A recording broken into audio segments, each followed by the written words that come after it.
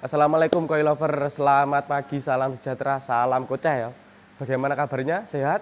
Oke, kali ini kita akan membahas step by step atau langkah-langkah ketika waktu ikan koi datang ya. Mulai dari video unboxing sampai karantina yang benar. Jadi saya jelaskan dulu pentingnya video unboxing ya teman-teman. Jadi kita dari Duta Koi kan ada garansi dengan syarat ada video unboxingnya. Nah itu pentingnya video unboxing itu kenapa? Apa ya? Ketika ikan trouble di jalan atau ada kematian itu kita ada bukti dan kita ada pengajuan ke admin untuk penggantian ikan gitu. Jadi penting, unboxing itu sangat penting ketika ikan baru sampai. Dan kalau bisa ketika paket sampai itu harus segera di unboxing. Oke, langsung aja kita lanjut ke ini. Saya ada menyiapkan satu box kecil. Di sini ada ikan koinnya. Ini contoh aja, seumpama saya beli dari Duta Koi ya, gitu. Oke, langkah pertama pasti saya video unboxing ya. Saya video unboxing, habis itu kita buka kardusnya. Oke. Nah, di sini kita ada kertas. Ini kertasnya isinya ini adalah apa ya? Panduan. Panduan cara penanganan ikan koi setelah datang. Jadi udah kita kasih apa? Ini bisa di ini.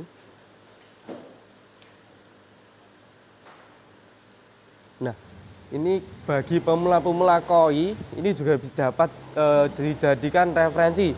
Dapat dijadikan buat belajar ketika karantina ikan. Langsung aja kita lanjut ke langkah selanjutnya. Ini kan setelah kertas, kita sudah siapin kertas, habis itu kita langsung aja masukin ikan ke kolam.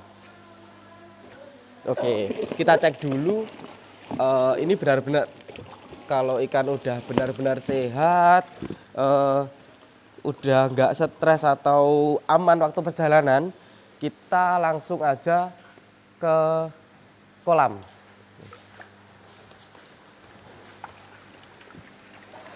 Jadi gini, ketika ikan sampai ya di unboxing ikan sehat, itu sebenarnya kan dari sini dari Duta Koi kita sudah karantina minimal 3 hari lah, 3 hari kalau enggak 5 hari gitu ya. Nah setelah ikan dilihat sehat ya, ini untuk langkah selanjutnya kita apungkan di kolam. Ini tapi kita harus cek bener-bener ikannya nggak stres, nggak sakit, nggak ngurat gitu ya. Nah ini sebenarnya nggak perlu karantina lagi, cuman nanti untuk karantina suhu aja kita ampungkan selama kurang lebih 1 jam. Itu tapi kita nanti dilihat kondisi kantongnya. Ketika waktu pas datang itu kok ini agak kempes, itu nggak perlu dihambungkan lama-lama, cuma 30 menit. Yang penting dihambungkan dulu biar ikan nanti ketika masuk kolam nggak kaget. Nah ini tapi yang paling utama ini ikannya harus bener-bener sehat, tidak kasarannya stres pas perjalanan atau ngurat di jalan gitu ya pas waktu pengiriman. Setelah dihambungkan 1 jam, habis itu siapkan bak, ambil air yang nanti rencana ikan dimasukkan kolam. Habis itu sebentar kita siapkan bak dulu ya.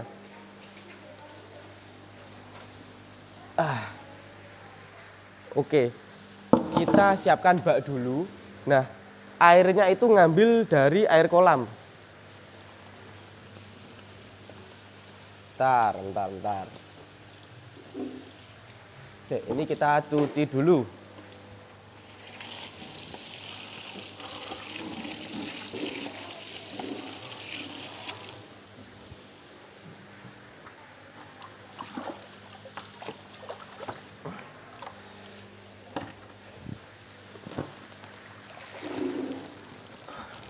Nah, setelah ikan diapungkan di kolam, habis itu dibuka.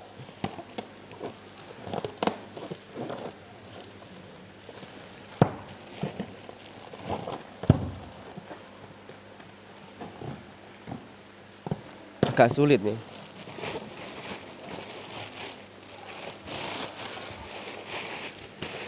Habis itu masukkan ikannya saja, jadi jangan dengan airnya.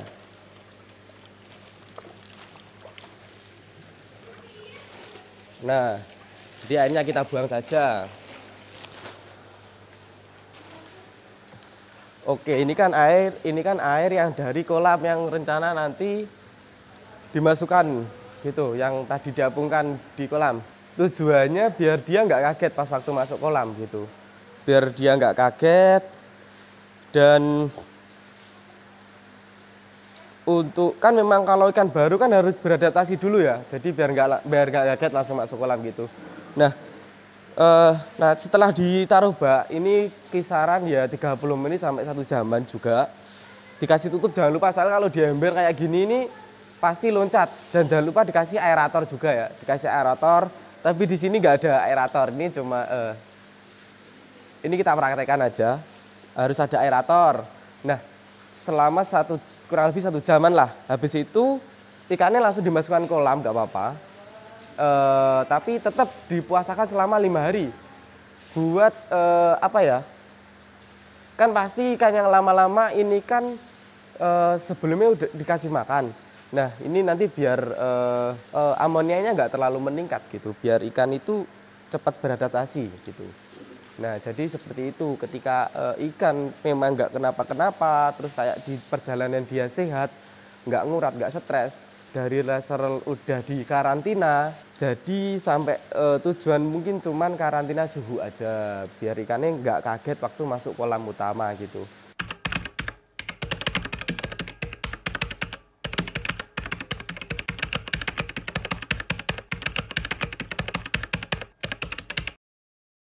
Cara karantina ketika ikan sampai itu dia ngeleyang atau stres, kayak dia udah sakit gitu intinya. Mungkin pas waktu perjalanan dia di ekspedisi ke Wolak-Walik atau ke Banting gitu. Nah, jadi untuk penanganannya gini, penghobi koi itu punya tempat karantina gitu. Jadi biar apa? Biar mudah untuk menangani ikan yang sakit. Kalau nggak ada tempat karantina itu memang sulit. Untuk kejadian konsumen saya itu nggak ada tempat karantina ya. Jadi dia kolamnya lebar, itu ada yang sakit satu dibiarkan, nggak diangkat di tempat karantina soalnya nggak punya. Nah, itu akhirnya menyebar ke 50% terkena penyakit. Nah, itu treatmentnya apa akhirnya? Jadi dikuras, dikasih air baru, dikasih garam. Habis itu di treatment selama 5 hari. Nah, itu akhirnya ikannya ya tetap ada yang mati, cuman nggak separah semuanya gitu. Akhirnya yang mati cuma 1 atau 2 ekor gitu. Nah, itu sulit, 5 hari treatment kolam besar, dan itu setiap hari nguras, ngasih garam, setiap hari nguras, ngasih garam. Itu susahnya kalau nggak ada tempat karantina. Jadi ini kita ketika waktu ikan leyang atau ngurat atau stres dalam perjalanan itu, kita pertama-tama ya ini saumpama contoh itu ikannya kita ambungkan, tetap kita ambungkan dulu di atas akuarium yang nanti rencana kita buat tempat karantina. Habis itu diambungkan sebentar, sama seperti yang awal, ikannya masukkan saja ke tempat karantina. Dan untuk kelengkapan tempat karantina ya jangan lupa aerator. Ini pasti aerator penting ya. Aerator penting, pompa juga penting, terus ada heater juga penting, dan jangan lupa dikasih garam. Jadi untuk ukuran akuariumnya 120 per 60 ya. Dan untuk garamnya, kalau untuk ukuran akuarium segini itu 2 jeber ini apa? Gayung mandi ya, gayung mandi. Jadi 2 jeber ini. Ini untuk ukuran akuarium segini. Nah, kalau untuk ukuran akuarium ini 80 per 60 ini kecil ya.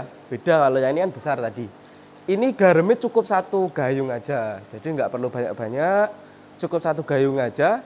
Dan memang kalau untuk ikan ngurat atau ngeleyang itu kita sebenarnya nggak perlu langsung dikasih obat sih, nggak perlu. Pas waktu malam itu heaternya dinyalain. Heaternya dinyalain ini. Untuk heaternya itu kita biasanya ini ke suhu 30 sampai 31 ya. Kalau akuarium besar mungkin sebenarnya lebih dari 30 nggak apa-apa. mentokan, kita mentokan kalau untuk akuarium besar. Kalau untuk akuarium kecil 30 aja. 30 habis itu setiap itu mungkin hari pertama malamnya itu kita nyalain. Habis itu pagi kita cek. Paginya kita cek, heaternya jangan lupa dimatikan. Habis itu kita cek ikannya. Yang paling utama itu sebenarnya. Kita harus sering-sering cek ikannya. Soalnya biar kita tahu perkembangannya ikannya seperti apa gitu. Kita dari Duta Koi itu kan ini kan kita sudah karantina ya. Jadi pas waktu pengiriman itu dia memang benar udah lolos karantina dan udah cek untuk ikannya. Nah, treatment seperti itu cuman 2 sampai 3 hari aja. Nah, mungkin bisa jadi satu malam itu hari pertama heater dinyalain, paginya insya Allah udah sembuh. Soalnya kalau untuk ngurat sama flying itu memang dia mungkin stres ya, stres akhirnya dia ngedrop gitu. Nah, yang paling utama itu sih heater sama garam. Itu insya Allah 1 hari, 2 hari itu udah sembuh.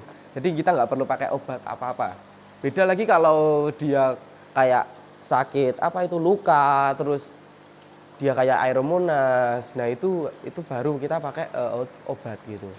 Jadi ada saya itu pengalaman konsumen saya itu dia lihat ikannya pas sampai itu memang dia sehat, ikannya sehat. Cuman disirip merah. Siripnya merah. Nah, akhirnya dia kasih obat ini. Nah, akhirnya apa yang terjadi? Ikannya mati. Itu yang bahaya.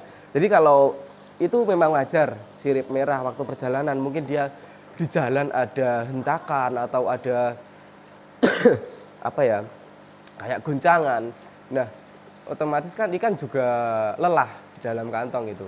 Nah, akhirnya dia mungkin siripnya merah gitu. Nah, itu cuman penanganannya itu. Jadi heater hari pertama dikasih heater pas malam aja gitu. Nanti pagi dicek, air diganti, kasih air baru lagi, kasih garam.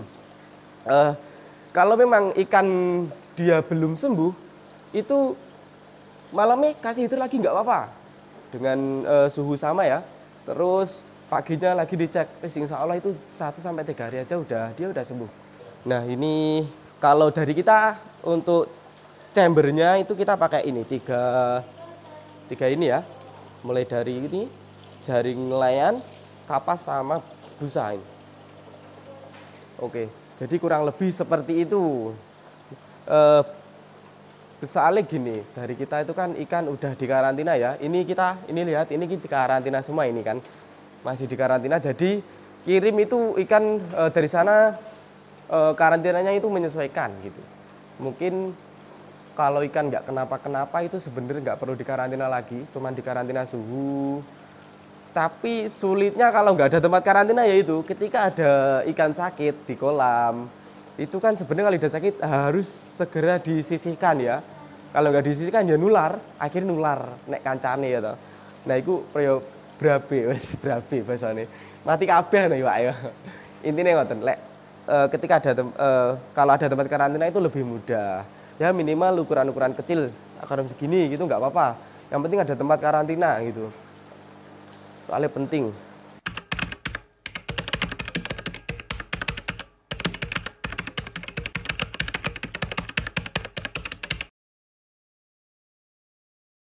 Nah ini saya udah membaca di komen-komen YouTube, itu katanya ada yang bilang, ini kalau karantina di bak gimana gitu.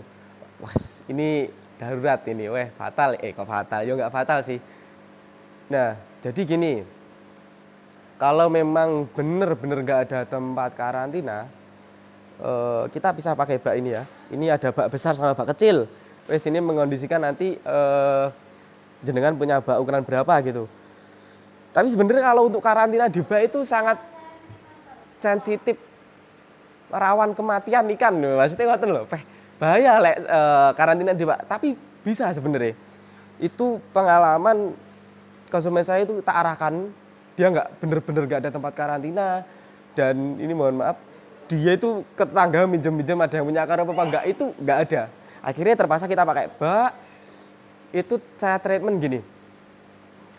Pas ikan sampai, dia tetap yang pertama dia video unboxing ikan. Nah, saya lihat ikannya, wah ini ikannya ikannya nggak kenapa-kenapa. Akhirnya saya suruh apungkan, habis itu taruh di bak. Nah, setelah di bak dia videokan ulang. Nah, itu ternyata salah satu dari ikan tadi ada yang ngurat. Nah, ini dia tanya, ini bagaimana Mas? Ini apa boleh dimasukkan langsung ke kolam? Oh gini, jangan langsung dimasukkan ke kolam. Saya suruh pakai air baru dan dikasih garam. Itu cuman dia kemarin itu beli 5 ekor, baknya segini kalau nggak salah. Segini kurang kecil tapi. Segini kurang kecil, ini ukurannya berapa ya? Sakme ini piro? Gede lah pokoknya. Jadi kurang lebih sakno itu tak suruh kasih garam itu setengah cibuk itu. Tak suruh kasih garam. Habis itu tak suruh kasih aerator. Nah, setiap 4 jam sekali itu saya suruh ngecek. Soalnya memang dia itu nggak ada tempat karantina. Nah, sulitnya kalau nggak ada tempat karantina itu seperti itu. Jadi kalau di bak ini kan nggak ada chambernya, nggak ada aerasinya, nggak ada air muter. Nah, itu kalau dia pasti dia kayak apa ya? Air itu pasti keruh ketika waktu ikan proses adaptasi ya. Nah, makanya bak ini harus, untuk tempatnya ini harus sering-sering dicek. Mungkin kalau bisa 4 jam sekali diganti air dan dikasih garam lagi. Soalnya di bak itu seperti itu. Kalau memang dia memungkinkan 1 hari udah siap masuk kolam, itu dimasukkan nggak apa-apa. Contohnya dia sudah siap masuk kolamnya itu gimana? Dari kondisi badannya, dari kondisinya dia nggak lemas, dia lincah tapi nggak flying. Bukan lincah itu bukan flying itu dia tidak termasuk lincah ya. Dia itu stres kalau flying itu, beda sama lincah. Nah, terus badannya, wah ini kalau untuk yang merah-merah itu kalau bisa meskipun di bak itu tetap dikasih heater gitu. Jadi dikasih heater, dan ngasih heaternya itu kan kalau di bak otomatis volume airnya lebih kecil. Nah, untuk ukuran apa itu heaternya itu cuma 25 aja. Dan nggak boleh lama-lama nyalain heaternya di bak. Dia harus teliti banget. Soalnya kan bahaya, kalau di bak itu lebih bahaya. Nah, kayak apa ya, sore dinyalain heaternya, terus malam gitu dicek. Ini udah hangat, oke dimatikan aja gitu. Dan jangan lupa itu pasti kalau di bak harus ada tutupnya ya. Tutup, soalnya kan itu pasti loncat, bahaya loncat, nggak ada yang tahu mati kan. Nah, kalau di bak ini airnya harus sering-sering dicek dan diganti ya, jangan lupa tadi harus sering-sering diganti soalnya kalau di bak. Karena apa, kan nggak ada itu chamber sama pompa untuk nyaring kotoran-kotoran yang di air ini. Jadi air baru 4 jam sekali kita cek ikannya. Wah, ini airnya wis keruh, kuras lagi, kasih air baru lagi, kasih garam. Jadi susah di bak itu seperti itu. Jadi treatmentnya lebih detail gitu. Jadi 4 jam sekali, mungkin bisa 5 jam sekali, mungkin bisa 1 jam sekali, karena ikannya memang dia prosesnya mulai adaptasi, akhirnya keruh, dikit-dikit keruh gitu. Jadi itu memang harus telaten. Soalnya di bak ini bukan di kayak gini kan ada chambernya, jadi otomatis dia nyaring. Nah, kalau di sini ini kalau memang nggak keruh-keruh banget, ini nggak diganti kita. Soalnya biar ikannya kita biarkan untuk beradaptasi juga gitu. Jadi kurang lebih seperti itu ya langkah-langkah untuk penanganan setelah ikan datang. Dan mungkin kalau ada yang ditanyakan atau masih kurang jelas, bisa langsung hubungi CSCS Buta Koi. Kita melayani konsultasi dari jenengan-jenengan. Dan bisa VC juga buat meyakinkan bahwa kita ini CS Buta Koi gitu. Bisa langsung ke saya juga bisa, CS Alis ya. Oh iya, himbauan untuk penghobi koi ini, sekarang ini lagi marak-maraknya penipuan. Ini Duta Koi lempoh ya, dikomplain pangah penipuan CS Sinta terutama. Bahaya ini. Banyak yang mengatasnamakan CS Sinta dari Duta Koi, bahaya. Ya hati-hati. Jadi kita hanya menggunakan BCA atas nama M. Ana Fajar Rizky. Selain itu bukan dari Duta Koi ya. Panggang hati-hati pokoknya transaksi koi. Panggang dicek tenanan, diteliti, bahaya soalnya. Oke, cukup sekian penjelasan untuk hari ini. Penjelasan dari saya. Mohon maaf bila ada kurang lebihnya. Wassalamualaikum warahmatullahi wabarakatuh.